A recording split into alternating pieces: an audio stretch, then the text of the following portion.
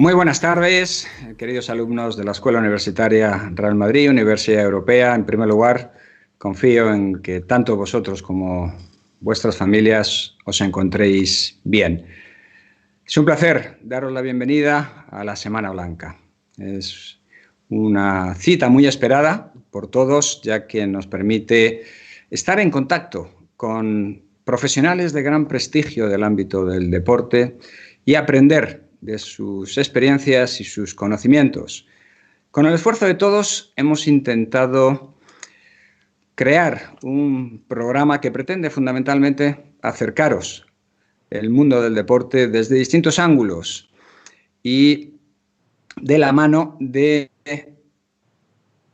personas que asumen una gran responsabilidad y que gracias a su talento, a su compromiso y a su determinación son líderes en su actividad. Nos encontramos en unas circunstancias muy especiales, circunstancias que nos afectan a todos y que impiden que esta Semana Blanca podamos organizarla de manera presencial, pero al mismo tiempo nos da la oportunidad de tener acceso a una serie de personalidades que en condiciones normales, debido a sus compromisos profesionales, hubiera sido casi imposible. Este es el caso de nuestro invitado, la persona que va a inaugurar la Semana Blanca, nuestro querido Fernando Alonso. Sin duda es un honor y un gran privilegio para todos nosotros que uno de los mejores deportistas de la historia de España sea nuestro primer invitado. Fernando Alonso, campeón del mundo en 2 ocasiones de Fórmula 1, en el año 2005 y 2006 con Renault, y campeón del mundo de resistencia con Toyota en el año 2019. Su pasión por el mundo del motor comenzó a los 3 años, cuando su padre le compró un kart. A los 7 años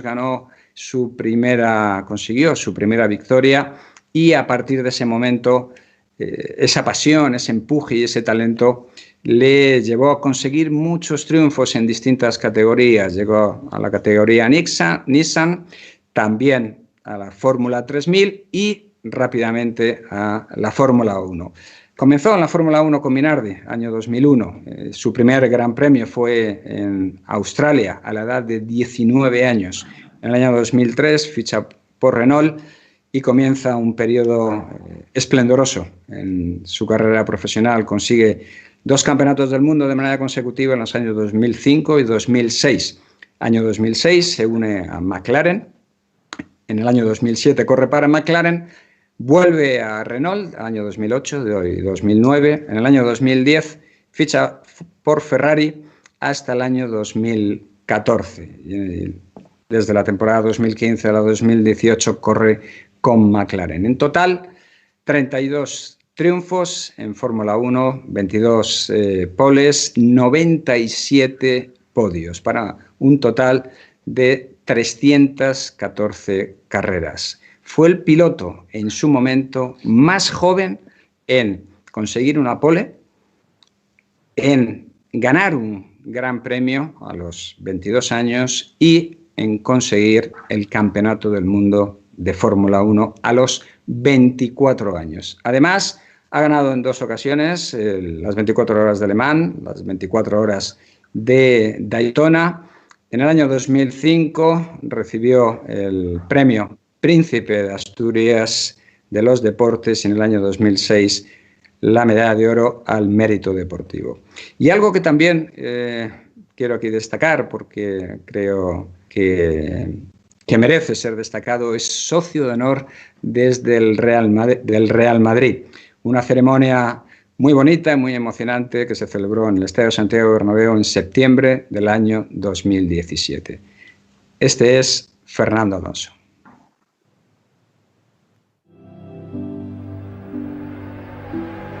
Para todo el madridismo eres un extraordinario embajador de nuestro club y por eso concederte nuestro máximo reconocimiento de socio de honor del Real Madrid. Es el reconocimiento de nuestro club a uno de los nuestros, que además es uno de los deportistas españoles más grandes de todos los tiempos. Querido Fernando, te queremos agradecer de corazón tu amor por el Real Madrid.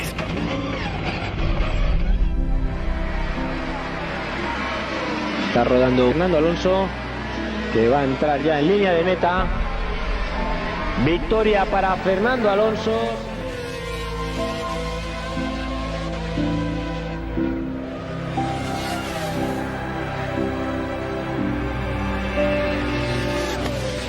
Fernando Alonso con el número 1 en el dedo. Bien. Con el número 1 en la mano, cruzando la bandera, frena, cruza, saluda.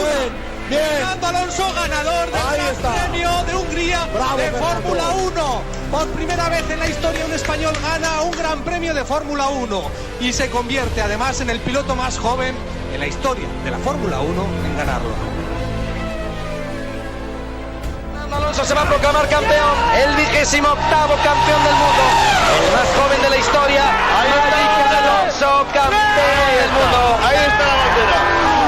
Dos puños al alto.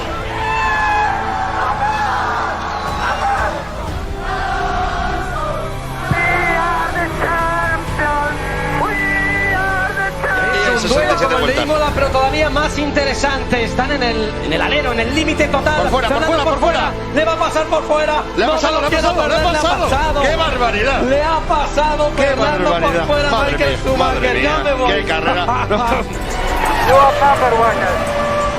Again, you are the best. You are the best. Tried to block the line in 130, and Alonso having none of it. Straight around the outside. Va como un auténtico misil Fernando Alonso.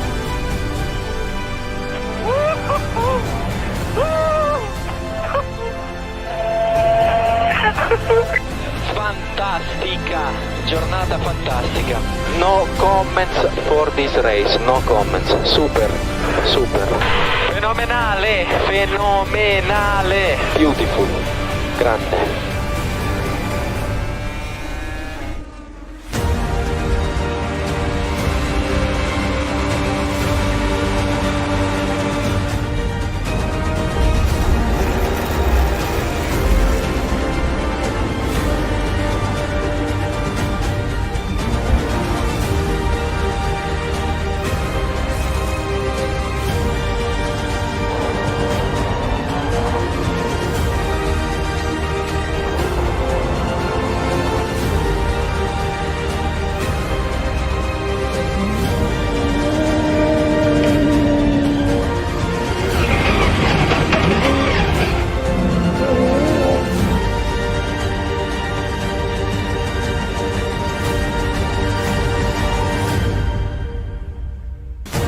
Creo que no me pierdo nada de lo que sucede en el Real Madrid. A veces nos toca sufrir y, por supuesto, no me pierdo nunca las grandes alegrías que nos llevamos.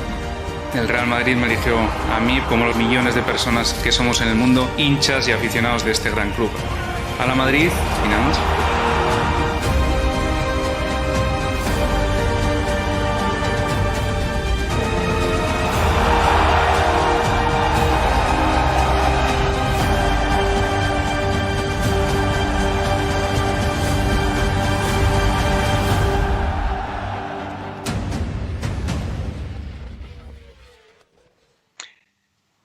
Querido Fernando, muchísimas gracias por estar con nosotros, por encontrar un espacio en tu agenda para acompañarnos en este día tan especial para la Escuela Universitaria del Real Madrid. He de decir que desde el primer mensaje que te envié para invitarte a la Semana Blanca, fuiste muy cariñoso con nosotros. Es más, tardaste un minuto en contestarme para decir encantado, a vuestra disposición. Por lo tanto, queremos agradecértelo, especialmente en estos momentos tan especiales y tan difíciles que todos vivimos. Antes de pasar con las preguntas de los alumnos, que son los grandes protagonistas, permíteme que te formule algunas. La primera es cómo comienza esa pasión por el mundo del motor. Bueno, Emilio, muchas gracias por tus palabras y un saludo A todos los que nos estén viendo ahora y a todos los universitarios, lógicamente, deseando que estéis todos bien y vuestras familias también en estos momentos delicados. Y bueno, pues mi pasión por el motor empieza un poco por mi padre. Él era un gran aficionado al motor, sobre todo a la Fórmula 1, pero también a los rallies y a otras disciplinas del motor. Y también pues era un poco un manitas, ¿no? Siempre pues haciendo cosas con los cars o soldando o poniendo un motor de moto a un chasis de car, siempre haciendo sus pequeñas cosas. Así que cuando yo era un niño, como bien decías antes, con 3 años, pues su gran juguete era hacerme un car pequeñito para mí y así nació un poco mi pasión por el motor, gracias a mi padre más que nada. Cuando somos niños todos admiramos a alguien, ¿no? Que sin duda se convierte en una fuente de inspiración. En tu caso, ¿quién fue? Pues mira, si te soy sincero, nadie del motor. Creo que por esa época, en los años 80, la Fórmula 1 no era muy seguida a nivel televisivo en España o a nivel de prensa. No había tantas noticias como hay ahora. Así que, pues bueno, los grandes nombres de esa época, Nelson Piquet, Ayrton Senna, Alain Prost, no era gente que podías ver a diario en la prensa o en la televisión. Así que, bueno, yo me divertía en el kart, pero no tenía un referente o un ídolo en ese momento en el deporte del motor. Me gustaba mucho el ciclismo, me gustaba mucho el fútbol, seguía al Real Madrid, estabas tú por aquella época en la televisión. Así que, pues bueno, un poco siguiendo los ídolos que veías en la tele, sobre todo en el fútbol, y un poco a quién seguir o el ejemplo a quién seguir, pues era mi familia y mi padre, como casi todos los niños. Todos los que hemos tenido la suerte de llegar al máximo nivel, somos conscientes de que se trata de un camino muy largo, ¿no? Entonces, en ese camino siempre encontramos personas que terminan resultando decisivas para que sigamos avanzando hasta la siguiente fase y, bueno, en tu caso, hasta ser campeón del mundo de Fórmula 1. ¿Quiénes fueron esas personas que tanto te ayudaron en ese periodo previo a darte a conocer a todo el mundo?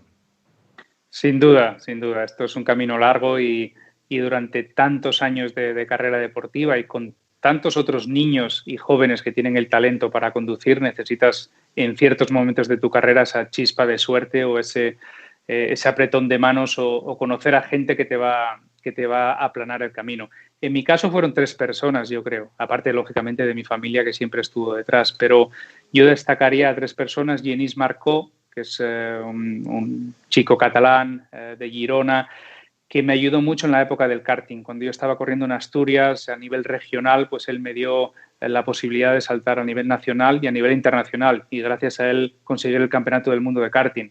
Luego había que dar el paso a los monoplazas y ahí me ayudó Adrián Campos, de Valencia, de Alcira, que tenía un equipo de Fórmula Nissan, y gracias a él di el salto a los monoplazas. Y luego el último gran ayuda o la última gran persona que me encontré fue Flavio Briatore, que pues al llegar a la Fórmula 1 me dio los consejos y las oportunidades necesarias para luego brillar. Primero tienes que tener la oportunidad y Flavio confió en mí.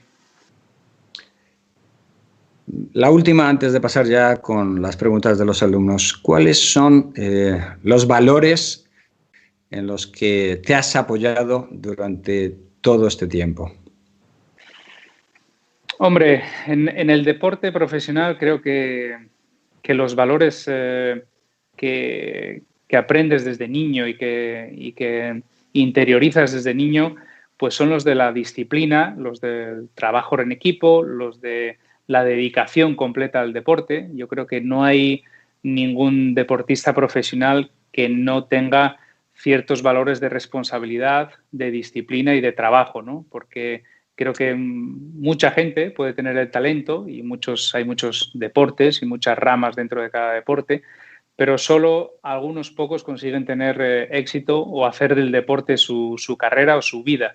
Y para eso necesitas renunciar a muchas otras cosas, ¿no? Así que desde pequeño necesitas, como digo, unos valores de responsabilidad, de trabajo, de dedicación, que quizás cuando tienes 12, 15, 17 años no te correspondería tenerlos aún, ¿no? Tendrías que estar casi jugando más que tomándotelo tan en serio, pero quizás sea la única manera de llegar a tu objetivo final, y creo que el deporte desde la niñez es fundamental para la educación, ¿no? de muchas cosas en la vida.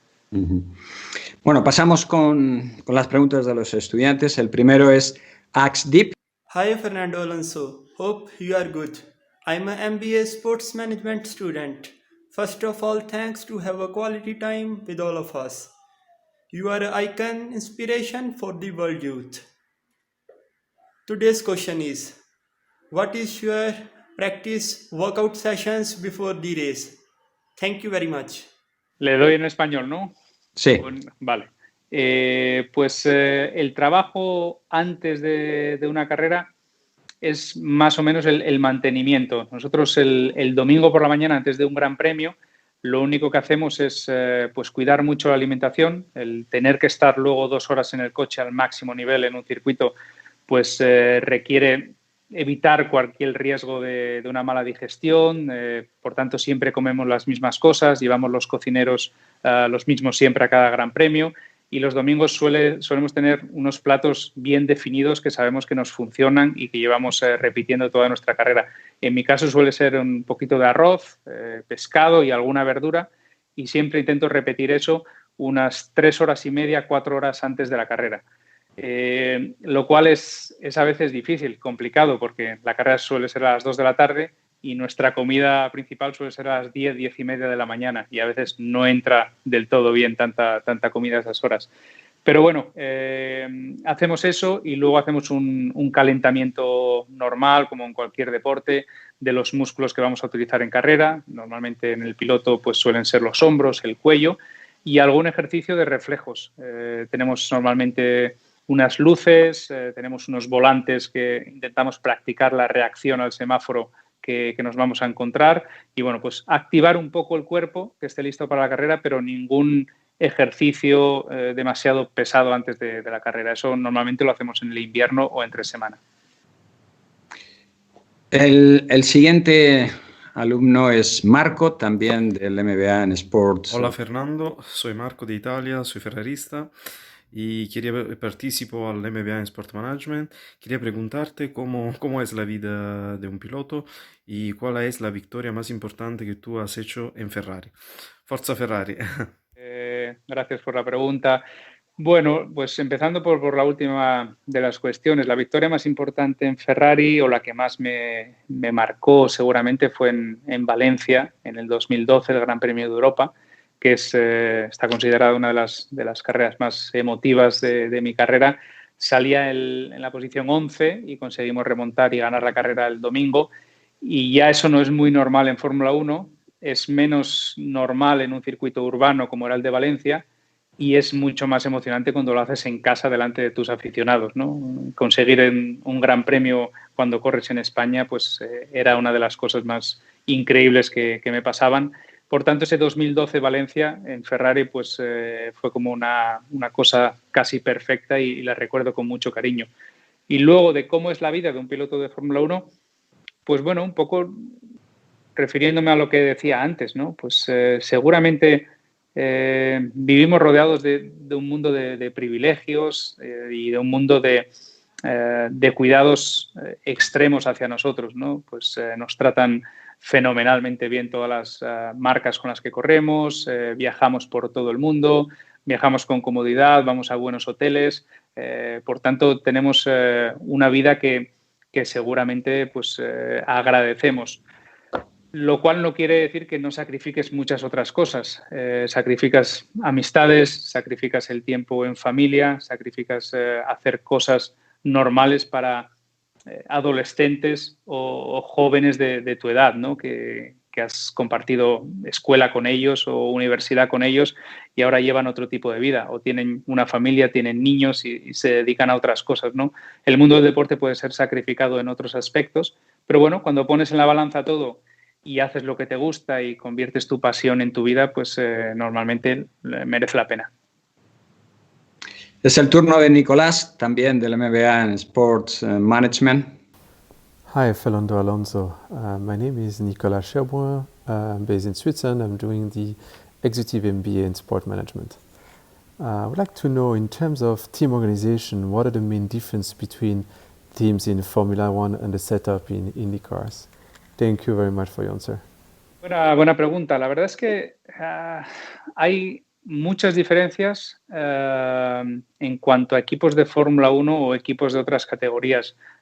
Por ejemplo, la IndyCar. En la Fórmula 1 todo está llevado al extremo. Nunca nada es suficiente. Cuando llegas a una fábrica y se compra un nuevo robot que hace ciertas piezas para el cambio, por poner un ejemplo, ese robot a la semana, al mes o a los 2 meses se queda anticuado. Ya hay otro mejor. Por tanto, hay una constante evolución hacia lo extremo y hacia las máximas prestaciones, que es prácticamente ilimitado, ¿no? El presupuesto en los equipos de Fórmula 1, el personal, el tener diferentes departamentos que se ocupen de todo lo imaginable en cuanto a prestaciones de un coche, es un círculo continuo que se lleva al extremo. Y eso no pasa en otras categorías, donde está mucho más limitado. En la IndyCar, por ejemplo, pues son un equipo de unas 30, 40 personas máximo, con un grupo de ingenieros entre 5 y 6 ingenieros, y tienen ese mismo coche con esas mismas prestaciones para todo el año. Y es el mismo coche para todos los equipos. Así que ellos, pues lo único que pueden hacer es afinar un poco los reglajes del coche, trabajar un poco en las suspensiones, hacer algunos estudios mínimos de aerodinámica o de cómo tratar los neumáticos, pero nada más que eso. Sin embargo, en la Fórmula 1 todo está abierto a la imaginación, que lógicamente en esas mentes brillantes que trabajan en la Fórmula 1 pues es ilimitada, ¿no? Entonces hay un continuo desarrollo que es bastante extremo. Pero independientemente de estas diferencias que hay entre una categoría y otra, el ADN de la competición es el mismo. Las ganas, la pasión humana que hay detrás de cada mecánico, de cada ingeniero, de cada piloto, de cada comisario en la pista, es exactamente la misma, ¿no? Por tanto, hay muchas similitudes también. Siguiente pregunta es de Marcelo. Muy buenas tardes, Fernando. Soy Marcelo Uriarte de Paraguay. Para mí es un placer saludarte. Actualmente estoy cursando el máster en Derecho Deportivo y mi pregunta es la siguiente. En los últimos años se ha dado mucha importancia a la escudería, el motor y la tecnología en todo tipo de competiciones automovilísticas. En tu experiencia, ¿qué tan importante es el equipo humano, además del piloto, para llegar al éxito en una competición? Muchas gracias. Pues, hombre, en el deporte del motor, creo que el paquete completo, digamos, de escudería, de coche, de piloto, de grupo humano, de mecánicos, de todo, es más importante que el talento individual. Eso pasa un poco en todos los deportes, ¿no? Yo creo de grupo, pero en el motor, pues eso está llevado al extremo en las prestaciones que tiene tu vehículo. Hay ejemplos muy claros que vemos en el día a día, ¿no? Tú no puedes ir por una carretera, si tuviésemos libertad de ir por una carretera a cualquier velocidad y competir con un coche utilitario normal o con un coche deportivo, ¿no? Siempre te sacarían ventaja, por mucho que tú puedas poner de tu parte, por mucho que tú arriesgues o por mucho que le hayas cambiado los neumáticos o hayas mejorado un poco el motor a tu utilitario normal, ¿no? Y en las carreras, pues no es tan extremo, pero siempre va a pasar eso, ¿no? Quien tengan los coches deportivos, entre comillas, y que corran un poquito más o hayan diseñado un poquito mejor el coche durante el invierno y la preparación, sabes que durante el campeonato serán casi inalcanzables, ¿no? Y bueno, digamos que te fijas diferentes objetivos, ¿no? También pasará en otros deportes. Unos pueden luchar por la Liga, otros pueden luchar por la UEFA y otros pueden luchar para salvar el descenso, y cuando llegas a un campeonato de Fórmula 1 sabes a principio de año si vas a poder luchar por esto, por entrar en los podios, por entrar en los puntos o por intentar coger un poco la suerte en alguna carrera que llueva o algo. Nuestro siguiente alumno es Eduardo, también del máster en Derecho Deportivo. Buenas tardes, Fernando Alonso. Mi nombre es Eduardo Chávez, de Paraguay, actualmente cursando el máster de Derecho Deportivo. Y mi pregunta es la siguiente. ¿Has corrido alguna vez enfermo o lesionado? Pues sí, alguna vez, lógicamente, sí que no corres al 100% de tus condiciones. En la Fórmula 1 o en este deporte tan individualista, a la hora de empezar la carrera y solamente una persona conduce ese coche, aunque haya mucha gente detrás, pues no hay un recambio fácil, no tenemos un reserva que se pueda subir rápidamente al coche y hacer el trabajo. Así que, pues, recuerdo alguna carrera, lógicamente, con resfriados, con fiebre y con otros problemas, pero recuerdo con especial, digamos, o un problema grande, el 2011 en Ferrari, las primeras 4 o 5 carreras, teníamos un problema que se nos dormían los pies en el coche, no llegaba bien la circulación a los pies y teníamos problemas de sensibilidad a los pies. Así que, pues bueno, estudiamos desde principios de año cuál podía ser la causa. Habíamos cambiado la posición del piloto, llevábamos los pies mucho más altos. Justo debajo, digamos, del muslo, pues teníamos los extintores del coche que los habían cambiado. Bueno, había ciertos cambios dentro del habitáculo que sospechábamos que podían ser la causa, ¿no? Y como las primeras carreras, pues corres fuera de Europa, en Australia, en Malasia, en Bahrein, no podíamos hacer los cambios fundamentales al coche hasta que no llegasen los coches a Maranello, en Italia. Así que, pues, digamos que esas 4 o 5 primeras carreras, el último, digamos, tramo, 20%, 30% de la carrera, corría sin mucha sensibilidad a los pies. Así que no sabes cuánto estás pisando el acelerador, si es un 20%, un 80%, si estás a tope. Tienes una sensación muy rara a la hora de conducir, pero tienes que aguantar como sea y acabar la carrera. Es el turno de Ana del máster en entrenamiento y nutrición deportiva. Hola Fernando, soy Ana del máster en entrenamiento y nutrición deportiva y mi pregunta es ¿qué tan importante es la hidratación antes, durante y después de la carrera? Gracias. Pues la hidratación es fundamental. Como decíamos antes, la preparación antes de la carrera en cuanto al físico pues es muy liviana, no hay grandes cosas aparte de una activación normal de los músculos y de los reflejos, pero sí que el cuidado tanto de la comida como de la hidratación pues es fundamental.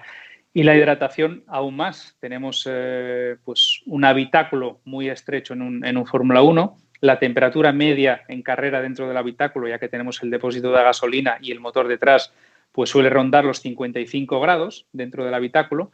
Por tanto, pues es hacer, digamos, deporte con un mono ignífugo, con un pijama ignífugo, con unos guantes, un casco y unos 55 grados en el habitáculo durante 2 horas. Así que, pues, os podéis imaginar la deshidratación que puedes sufrir, el nivel de sudoración que puedes alcanzar y, por tanto, eso solo se puede resolver de una manera, que es prevenir. Así que el domingo, a partir del sábado ya, pues tenemos un programa de hidratación muy importante. Medimos perfectamente dentro del sudor cuáles son los minerales que solemos perder, porque cada persona es única en ese sentido. Y empezamos ya a reintegrar con esos productos desde el sábado por la noche, todo el domingo por la mañana hasta la carrera.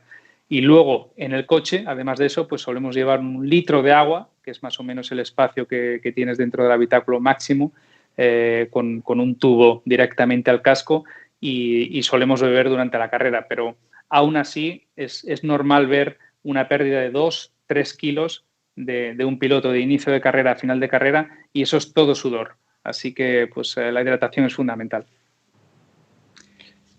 Es el turno de Lea, del máster en Derecho Deportivo. Hola Fernando, buenas tardes a todos. Me llamo Lea, de Francia y estoy estudiando en el máster de Derecho Deportivo. Tengo una pregunta. Tú que eres siempre en búsqueda de nuevos retos, ¿cuáles serían tus objetivos para los años siguientes? Muchas gracias por tu respuesta. Muchas gracias, Lea. Pues es una pregunta interesante, seguramente. La búsqueda de retos y de opciones para los siguientes años es algo que llevo también planteándome yo desde finales del año pasado, cuando decidí adentrarme en la aventura del Rally Dakar para ver cómo como era una disciplina tan diferente a lo que yo había hecho toda mi carrera, pues era una moneda al aire, intentar ver cómo podía disfrutar un coche tan diferente y un ambiente tan diferente al de Fórmula 1. Fue una cosa muy positiva, en mi opinión, y fue una experiencia que seguramente repetiré en el futuro. Pero sí es cierto también que a corto plazo, digamos en los próximos 2, 3, 4 años, siento que estoy a un nivel físico y a un nivel de motivación aún muy, muy grande, y creo que para el Dakar, que ha sido una experiencia, como digo, estupenda, tengo unos años todavía por delante para afrontarlo.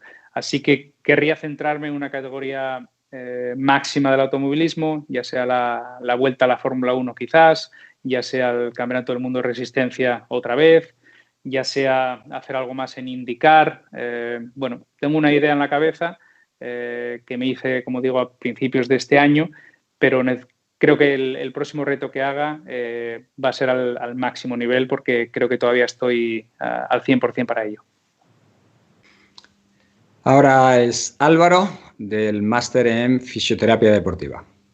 Hola Fernando, soy Álvaro de Pablo, de Zaragoza y alumno del Máster de Fisioterapia Deportiva. Me gustaría preguntarte lo siguiente. En tus últimos años de Fórmula 1, muchos aficionados como yo sentíamos frustración e impotencia al verte dar siempre el 100% y ver que el coche nunca estaba a la altura. ¿Cómo superabas estos momentos a nivel psicológico? ¿Tenías apoyo psicológico profesional? ¿Te apoyabas en familiares o amigos? ¿Aquí tu fisioterapeuta tenía algún rol? Muchas gracias y un abrazo. Muchas gracias por la pregunta. Qué buena decoración tenías ahí en casa. Mira, son momentos que lógicamente recibes ayuda de tu familia. Como bien dices, el fisio es una persona que está 24 horas con nosotros, que viajamos con él, que lo llevamos normalmente de un equipo a otro porque se crea un vínculo emocional importante. Así que, pues bueno, los momentos difíciles o de frustración han sido momentos que yo creo que cualquier deportista primero tiene que sanar internamente consigo mismo. Puedes tener a tu familia cerca, puedes hablar con amigos, puedes llevarlo de una manera u otra, pero tienes que ser tú el primero que tienes que pasar por ello, digerirlo y salir de esa situación, ¿no?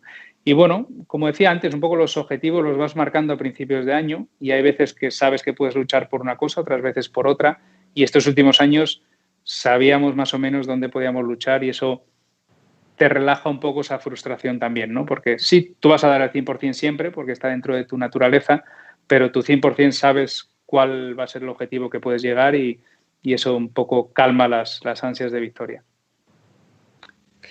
Es el turno de Miguel Ángel, del Máster en Marketing Deportivo. Muy buena, Fernando. Mi nombre es Miguel Ángel, de Sevilla. Estudio Marketing Deportivo y mi pregunta es: ¿cuál ha sido tu adelantamiento favorito que hayas realizado tú, de los miles que has hecho durante tu carrera?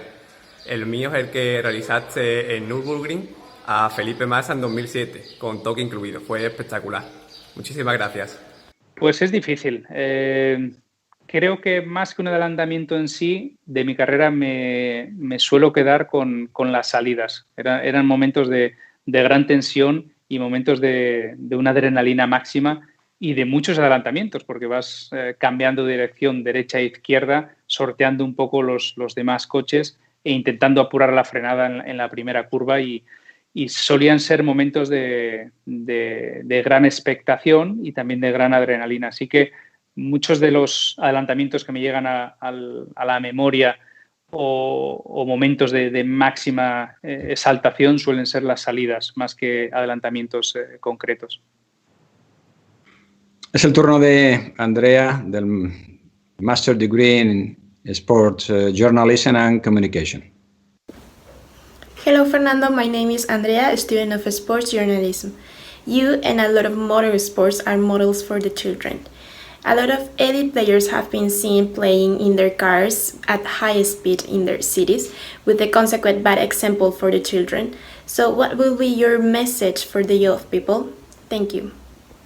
El coche, la moto, la bicicleta, todo lo que tenga que circular por una carretera, pues tiene que servirnos para llegar de un punto A a un punto B, de llegar de casa al supermercado, del supermercado al cine o de un restaurante a casa, ¿no? Todo lo que no sea eso y respetando las normas, pues suele ser un problema no solo para ti, sino para todo el mundo que está circulando por la vía pública. Desde nuestra posición de pilotos, creo que hay muchísimas acciones que hacemos desde hace años para concienciar a la gente de la responsabilidad de la educación vial, que tendría que ser incluso necesaria como asignatura casi en los colegios, ¿no? Porque creo que una buena educación desde niños de cómo respetar y de cómo seguir unas ciertas normas cívicas, pues ayudarían a mejores conductores en el futuro.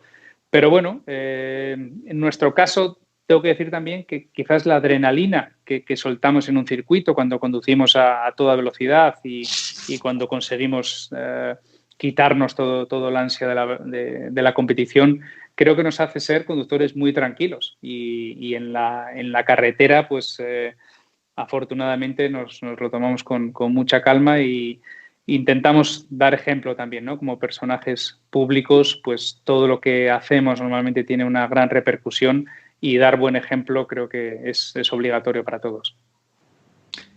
La siguiente pregunta es de Francisco, del MBA en Sports Management.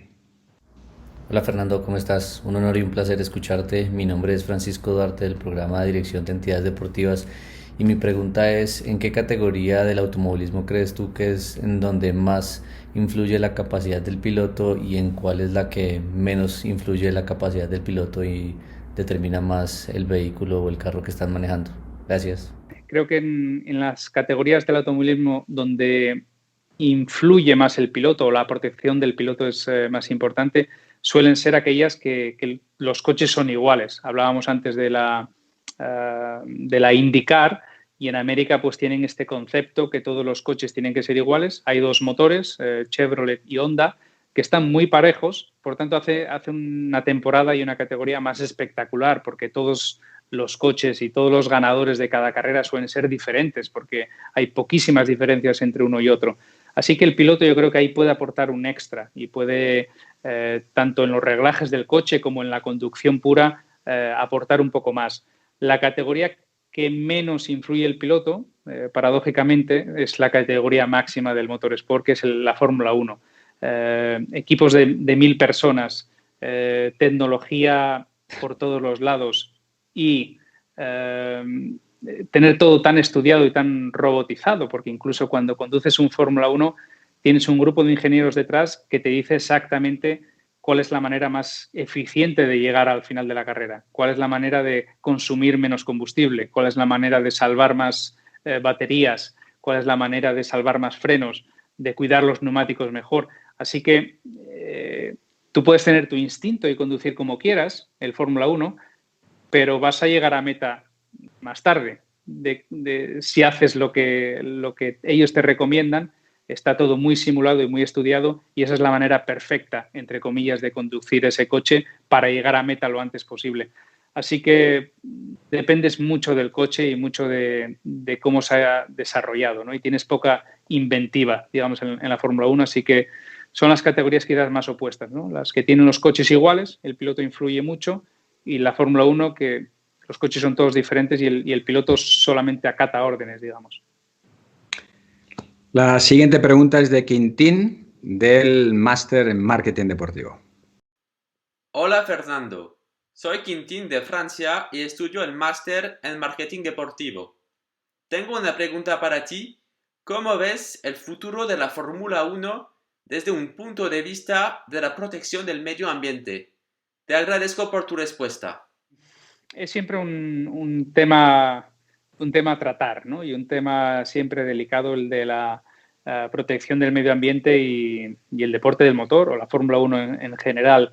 Creo que se han dado pasos importantes desde hace 5 años hasta la fecha de hoy y hay un plan muy ambicioso hasta el 2030 de cortar prácticamente las emisiones de CO2 y trabajar con otros materiales, otros combustibles que van a ser muchísimo más eficientes. Así que la Fórmula 1 no se escapa del cuidado del medio ambiente y de la protección que, digamos, se ha instalado en el mundo en general desde hace ya algo de tiempo.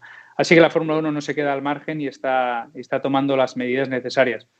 Cierto es también que la Fórmula 1 o los deportes en los que te mueves constantemente 10.000, 12.000 personas de un sitio a otro, pues hay una cantidad de viajes, una cantidad de aviones, una cantidad de cosas que tienes que tomar que va un poco en contra del cuidado del medio ambiente, ¿no? Y tampoco se puede decir que la Fórmula 1 sea eco-friendly o ninguna categoría del motor, ¿no? Porque mentiríamos. Penúltima pregunta, Alba, del MBA en Sports Management. Buen día, gracias por compartir tu tiempo. Mi pregunta viene relacionada con la Fórmula 1, ya que es un mundo que depende de las inversiones externas en gran medida y últimamente se está viendo afectado. Me gustaría saber tu opinión sobre qué crees que pueden hacer desde la Fórmula 1 para hacer que este mundo vuelva a coger la importancia que tenía como cuando tú estabas en las pistas. Pues mira, la Fórmula 1 no va a estar al margen de las crisis o de los problemas que puede causar esta pandemia, ¿no? No solo son las grandes marcas automovilísticas, no solamente son las grandes fábricas que llevan cerradas varios meses, será también un problema de sponsorización. Muchas de las empresas que ponen su logo en el coche pues tendrán que ver un poco los resultados, tendrán que ver un poco las inversiones o los patrocinios que vayan a hacer en el futuro. Así que va a afectar a todo el mundo la pandemia y va a afectar un poco más a la gente que vivía en números demasiado inflados, ¿no? Y la Fórmula 1 seguramente era uno de ellos. Así que, pues bueno, hay que sacar siempre lo positivo de todas las cosas. Y ojalá que esto sirva también para que la Fórmula 1 pues reduzca dramáticamente los gastos, que se estandaricen muchas de las partes del coche para que más del 50% de los coches sean iguales para todos y haya una pequeña ventana de mejora o de desarrollo, pero no ilimitada. Que no se reduzca quizás el personal de los equipos para no tener pérdidas de puestos de empleo, pero sí que se utilicen para otras cosas también y otros proyectos, como decíamos antes, del medio ambiente o de mejora de la seguridad vial o de los coches de calle que conducimos cada uno en nuestro día a día. Por tanto, pues creo que con un poco de creatividad y un poco de sentido común, la Fórmula 1 también puede dar un paso adelante y aprovechar de las dificultades a una mejor Fórmula 1 en el futuro. La última pregunta de los estudiantes es de Rishika, del MBA Sports Management.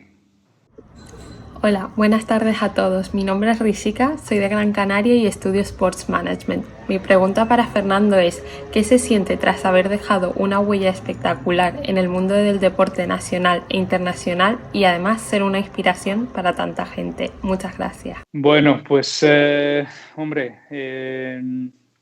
llena de orgullo el saber que se ha ido reconociendo el trabajo que has puesto en algo toda tu vida, como ha sido mi caso, y que has conseguido pues muchos de los frutos o de los sueños que tenías de niño, los has llegado a realizar. Por tanto, hay una satisfacción personal infinita de haber conseguido muchos de los sueños y de las metas que te has propuesto.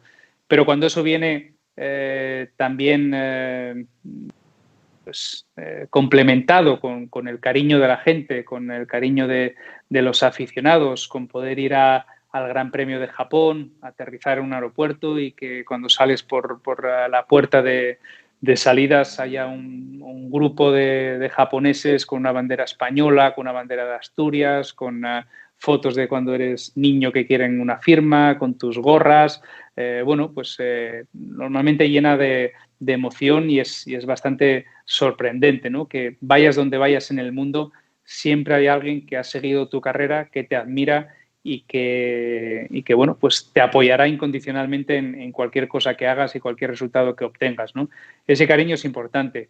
El cariño importante también de ver que los niños pues te tienen como un modelo, o ves alguna entrevista de algún niño que corre en kart y quiere ser como tú, o algún niño que está en el karting y que lleva los colores de tu casco en su casco. Pues bueno, hay otros pequeños gestos que llenan realmente el corazón, ¿no? Y que, pues bueno, a veces son más importantes que cualquier trofeo, cualquier victoria que hayas conseguido en una pista, ¿no? Cuando ves esa inspiración en muchos niños o jóvenes. Así que, pues bueno, tienes que tomarlo con responsabilidad, porque así como eres un ejemplo para unas cosas, si haces algo negativo, pues también puedes serlo para algo negativo, y tienes que cuidarte mucho e intenta ser un ejemplo dentro y fuera de la pista para el mayor número de gente. Bien, ahí hablando de estos pequeñitos que quieren llegar a ser Fernando Alonso, ¿qué cualidades tiene que tener un campeón? No hay una fórmula mágica, si no todos tendríamos niños en el laboratorio para ser campeones, ¿no? O deportistas. Creo que se necesita una buena dosis de talento. No hay ningún deportista profesional que llegue a la cima si no tiene cierto talento para esa disciplina. Pero luego pues se necesita, yo creo, mucha cabeza. Creo que la mente o la preparación de un deportista pasa el 90% de las ocasiones por cuánto preparado estés mentalmente o cómo de fuerte sea tu carácter, porque va a haber 1001 inconvenientes durante tu carrera. Muchos de esos niños van a tener el talento en las manos de conducir rápido, pero luego en una situación de estrés, en una situación de última vuelta, un grupo de 3 o 4 niños luchando por la victoria, puede haber un momento de debilidad. A veces es un deporte de listos y un deporte de tener un poco de ambición, ¿no? O mucha ambición, a veces aunque te pases. Así que, pues bueno, necesitas una serie de factores para poder llegar a la cima, ¿no? Y no hay una fórmula mágica, sin olvidar la suerte. Necesitas siempre golpes de suerte, como yo decía antes, con esos 3 personajes que me ayudaron en momentos claves para subir de una categoría a otra. Esas personas, ese sponsor, esa victoria en la carrera, que había un ojeador viéndola. Siempre necesitas esas pizcas de suerte que no puedes controlar. En el mundo del fútbol, he de decirte que hay un periodo crítico de los 18 a los 21 que determina al final casi en qué categoría vas a terminar jugando en el ámbito profesional. Y ahí, en esos 3 años, tienes que tener efectivamente mucha suerte para que alguien confíe en ti, te dé oportunidades para poder jugar una serie de partidos y que tú puedas demostrar tu capacidad. O sea que la suerte es muy, muy importante. Pero, sin duda, la suerte tiene que ser un elemento que aparezca una vez que el deportista tenga esa capacidad, esa ambición, esa mentalidad, para que la suerte le ayude a llegar a donde sueña. Vivimos en un mundo muy cambiante, todo va muy rápido. ¿Cómo ha cambiado el mundo del motor desde que tú empezaste en el ámbito profesional? Ha cambiado bastante. Algunas cosas para bien, otras para mal. Yo creo que cuando yo empecé en la Fórmula 1, digamos, que es el comienzo de profesional en el motor, pues había una cierta aún tendencia a pensar en el piloto de Fórmula 1 como un gigoló, digamos, un piloto que conducía coches, pero que no se preparaba quizás demasiado físicamente, que era un poco una cuestión de atrevimiento y de valor el conducir un coche a esa velocidad. Mientras que 20 años después, en el mundo actual de hoy, los pilotos, como decíamos antes, son súper profesionales, con una preparación física extrema, con una preparación también de los equipos extrema en cuanto a la máxima eficiencia, que hasta te dicen cómo tienes que conducir, pero ellos también tienen una serie de simulaciones para hacer, digamos, una carrera perfecta cada domingo. No hay ya improvisación, ni atrevimiento, ni esto es una cuestión de ver quién tiene más valor ese domingo, ¿no? Ahora hay una preparación mucho más grande. También he vivido diferentes épocas en el motor a nivel de prestaciones, a nivel de motorizaciones, a nivel de neumáticos, pero eso ya son cuestiones técnicas, y también a nivel de sponsors, ya que antes pues solía haber un sponsor normalmente por cada equipo. Muchos de ellos eran o alcohol o tabaco, cosa que se ha prohibido durante estas décadas, y ahora pues hay como muchos pequeños sponsors que tienden a maximizar esa inversión y aprovecharse de su exposición en la Fórmula 1 para otros fines, cuando antes era un poco una vía de escape la que tenían en la Fórmula 1 y, bueno, han cambiado cosas, pero creo que como en cualquier deporte, ¿no? Todo se ha optimizado.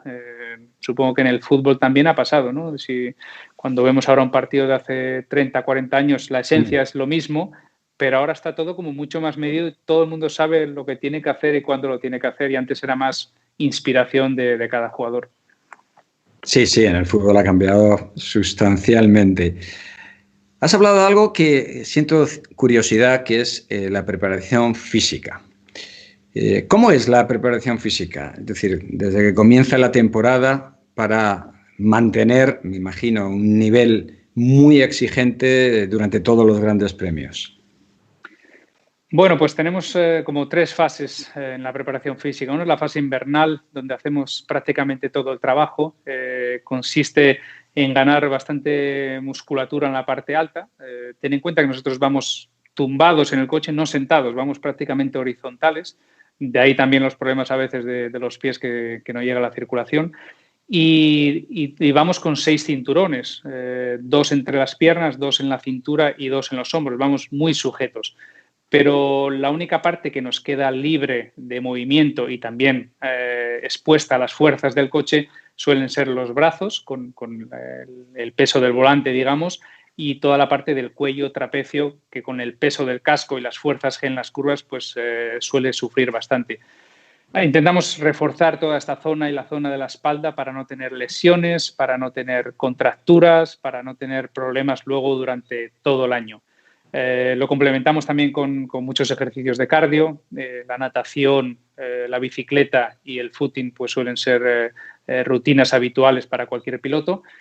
Y eso lo trasladamos a la fase 2 y fase 3, digamos que es durante la temporada, que es un poco ya más de mantenimiento. Nunca hay cargas ya muy grandes durante los grandes premios, más que nada porque nosotros viajamos cada semana más o menos a un país diferente, con un horario diferente y un clima diferente. Así que cuando llegamos allí intentamos adaptarnos al jet lag, intentamos adaptarnos al clima, a la humedad, a la sudoración y como decía antes, pasamos ya a una fase quizás de cuidado físico y cuidado alimentario para no tener ningún problema el domingo en la carrera. Así que, pues bueno, en eso se basa un poco la preparación de un piloto a día de hoy. Has afrontado retos gigantescos a lo largo de toda tu carrera. ¿Con qué te quedas de todo eso? Mira, me quedo con la sensación de empezar desde cero algo. Quizás en la Fórmula 1 llevaba una rutina y además es bastante repetitivo el mundo de la Fórmula 1 porque cada 15 días haces la misma cosa, haces los mismos entrenos, como decíamos ahora, comes lo mismo, haces lo mismo, duermes lo mismo, entonces no sales un poco de esa burbuja y quizás entras un poco en no aburrimiento, pero en una rutina repetitiva. Los retos como las 24 horas de Le Mans, el conducir con otros 2 compañeros, el estar 24 horas con un coche arrancado y conduciendo, la preparación para esas 24 horas de Le Mans, que no se ve, pero son muchos y muchos entrenos con nuestro equipo de Toyota, entrenos que duraban 36 horas. Íbamos, por ejemplo, a un circuito y estábamos rodando con el coche 36 horas, turnándonos los pilotos, pero 36 horas. Así que, pues bueno, te dan una lista con los horarios, te dicen tú tienes que llegar a las 7, conducir hasta las 9 de la noche, luego vendrás a las 3 de la mañana, conduces hasta las 5 de la mañana, luego a las 11. Bueno, son horas y horas de preparación que cuando vas afrontando estos retos o el Rally Dakar, pues tienes ese estrés o ese gusanillo o esa cosa de cuando hiciste tu primera carrera en Fórmula 1 o cuando hiciste tu primera carrera en kart o cuando quizás en tu caso jugaste tu primer partido de Champions. Eso volver a vivirlo creo que ha sido lo más impactante y lo que más me ha entusiasmado de estos retos gigantes que he hecho últimamente. Tú lo has ganado todo, absolutamente todo. ¿Algún momento que siempre tengas presente, que haya sido muy, muy especial? Pues normalmente de todo lo que me ha pasado, me suele llegar lo primero a la cabeza las celebraciones que hacíamos en Asturias y en Oviedo con la gente después de los mundiales o cuando el premio Príncipe de Asturias. Es así, no me viene a la cabeza justo el primer mundial de Fórmula 1 o el podio de las 24 horas de Le Mans o ganar un gran premio de casa en Barcelona o en Valencia. Fueron momentos increíbles y de máxima satisfacción personal y deportiva, lógicamente, pero los que más me han llenado el corazón o los que más recuerdo tengo es eso, asomarme al balcón y ver 15.000 o 20.000 personas en Asturias celebrando un título, o cuando en cada gran premio pues se tiraban a las fuentes de la ciudad para bañarse allí, o el premio Príncipe de Asturias, pues toda la emoción de bueno, como asturiano que soy y obetense que soy, estar en Oviedo en el Teatro Campoamor y recibir pues el premio Príncipe de Asturias allí fueron momentos increíbles, ¿no? Y para mí, de todo lo que he conseguido, pues me quedo con esos. Todos hemos vivido momentos difíciles. ¿En qué te has apoyado, aunque te apoyaste en esos momentos para superarlos? La familia es fundamental. Creo que el tener una familia, o tengo la gran suerte de tener una familia muy, muy modesta, muy normal. Mi padre ha trabajado toda la vida en una fábrica de explosivos, mi madre toda la vida en el Corte Inglés, en la sección de perfumería. Todo lo que nos ha llegado en la vida o todo lo que me ha pasado en la vida, pues era como estar fuera completamente de nuestro mundo, ¿no? De hecho, ellos van a pocas carreras del Mundial. Cuando van, pues ellos creo que también tienen la sensación, como yo, de sentirse un poco raros en ese ambiente. Así que cuando las cosas van mal, el volver a Asturias, el estar 2 semanas con mi familia, el tener unos padres, como digo, muy normales, una hermana fantástica, una familia en general sólida, creo que han sido mis pilares básicos en cualquier cosa que he hecho en la vida. Te has convertido en una leyenda. ¿Cómo es tu relación con los aficionados? Pues siempre me ha sorprendido un poco. Soy una persona bastante tímida y siempre he tenido esta extraña sensación de cuando veo a los aficionados y tienen esas ganas de tocarte, de verte, de sacarte una foto, de pedirte un autógrafo, de cualquier cosa, como de sentirme un poco raro, ¿no? Porque tienes como siempre la impresión de decirles, bueno, tranquilo, ¿no? Que estoy aquí, no me voy a ir a ningún lado, soy como tú, soy normal, ¿no? Aunque tú me veas como una cosa rara, un bicho raro aquí y quieras hacer de todo y sacar todo tu arsenal de autógrafos y de fotos en 5 segundos, tranquilo que no me voy. Así que, pues bueno, muy bien, muy bien. La verdad es que el recibir el cariño de los aficionados es algo impagable, ¿no? En los momentos buenos, porque tienes a alguien con quien celebrar, y en los momentos malos, porque te dan una inyección de moral importante, ¿no? Cuando tú más lo necesitas. Así que, pues tengo un cariño especial a todo el mundo que me ha apoyado, y como digo, también a veces esa sensación de falta de normalidad, ¿no? Cuando te ven un poco como un ídolo y tú no piensas serlo, ¿no? En ese momento. Permíteme 2 preguntas más. Una, bueno, todo el mundo está hablando de ti y de tu futuro. No sé si quieres decir algo al respecto. Sí, ya he visto que estoy un poco en las noticias. Bueno, estás en todas las portadas. Pero mira, nada nuevo. La verdad es que no hay grandes novedades. Como decía antes, creo que estoy al máximo nivel ahora mismo, tanto física como mentalmente. Así que tengo ganas de afrontar retos importantes.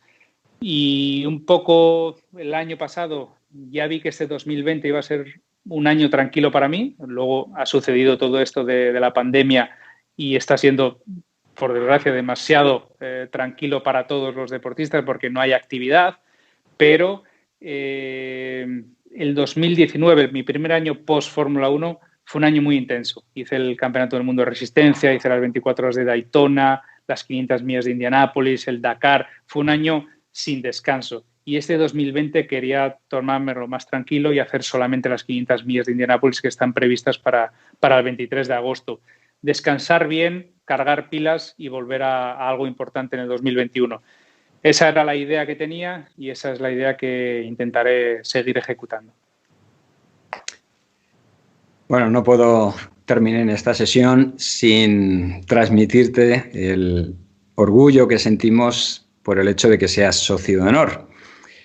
Cuéntanos, como socio de honor del Real Madrid, ¿cómo comienza esa pasión por nuestro club y cómo se ha ido desarrollando y creciendo en el tiempo? Pues yo creo que de niño tengo que decir que mi padre era portero, en primer lugar, semiprofesional.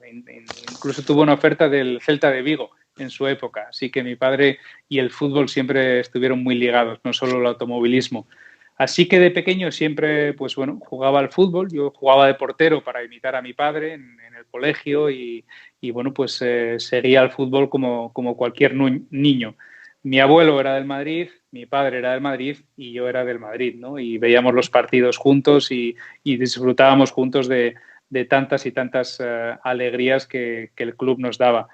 Y bueno, pues poco a poco mi pasión fue aumentando, mis viajes también por el mundo fueron aumentando y mi orgullo de decir que era seguidor del Real Madrid iba aumentando, porque allá donde iba pues hay muchísima gente que sigue el fútbol y que cuando te preguntan de qué equipo eres, no lo dices con la cabeza más alta cuando dices que eres del Real Madrid, porque eres del mejor, ¿no? Y la gente pues no tiene otra cosa que alegrarse, aceptar y bueno, pues mucha gente de la que me encuentro por el mundo también son del Real Madrid, lógicamente. Así que, pues bueno, fue siempre una cosa en ascenso. Cuando ya tuve más libertad de movimiento, cuando tenía viajes a Madrid, pues tuve la oportunidad de ir al Santiago Bernabéu las primeras veces, luego de conocer al presidente, por supuesto, luego del acto de socio de honor.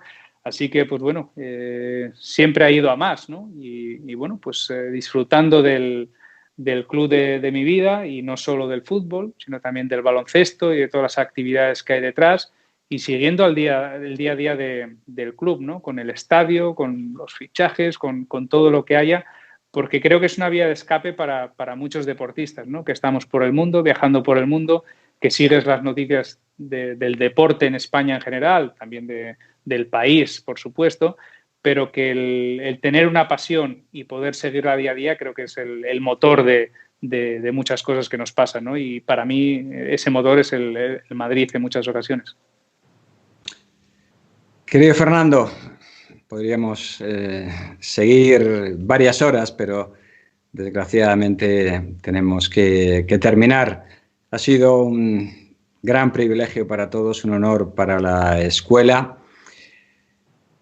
Tú sabes que esta es tu casa, que te deseamos todo lo mejor, que ojalá muy pronto te veamos por el Santiago Bernabéu y de verdad te agradecemos muchísimo el tiempo que nos has dedicado. Sabemos que tu agenda es una agenda muy congestionada, pero ha sido un honor. Estoy convencido de que los alumnos han disfrutado mucho de esta sesión y que nos tienes a tu disposición para todo lo que desees. De verdad, muchísimas gracias, todo lo mejor para el futuro.